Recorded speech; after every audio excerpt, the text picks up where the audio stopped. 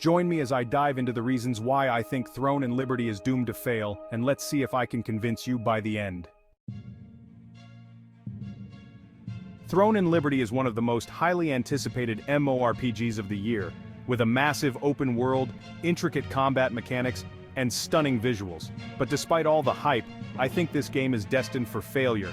There are just too many red flags waving in the background, warning signs that something is amiss. Technical issues have plagued the game's development from the very beginning. Server crashes, glitches, and bugs have been rampant in the beta tests, leaving players frustrated and worried about the game's stability.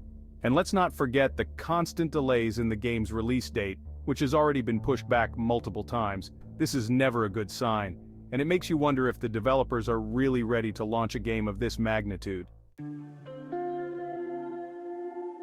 Another major concern is the unmet player expectations. The game's marketing campaign has been touting some revolutionary features, but from what we've seen so far, they're not quite living up to the hype.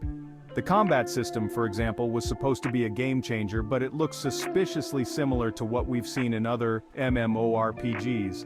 And don't even get me started on the lack of innovation in the game's storyline. It's just more of the same old, and that's not what players are looking for. The game's business model is also a cause for concern. The developers are planning to implement a subscription-based system, which is a serious turnoff for many players. With so many free-to-play options available, it's hard to see why anyone would want to shell out a monthly fee for a game that's still unproven. And what about the cash shop? We all know how that can lead to pay-to-win scenarios and an unfair advantage for players who are willing to fork out the cash.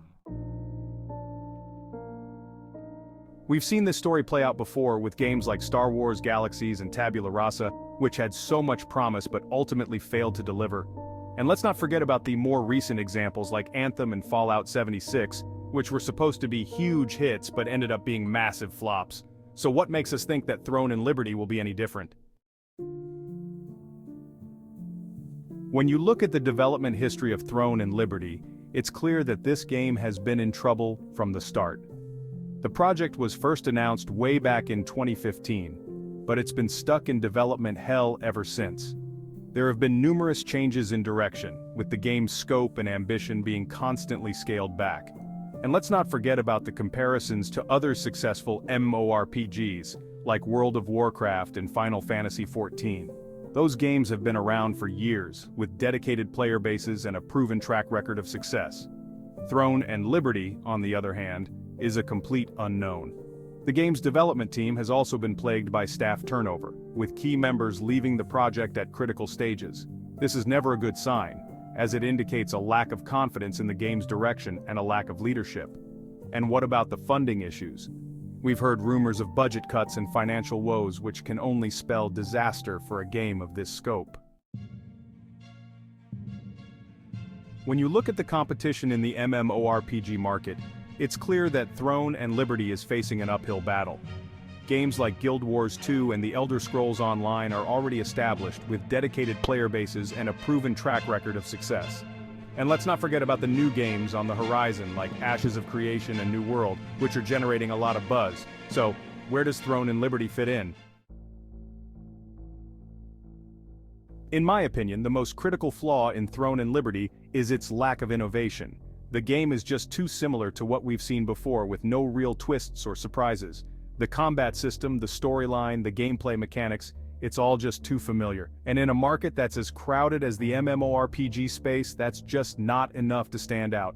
Players are looking for something new, something exciting, and something that will keep them engaged for months on end.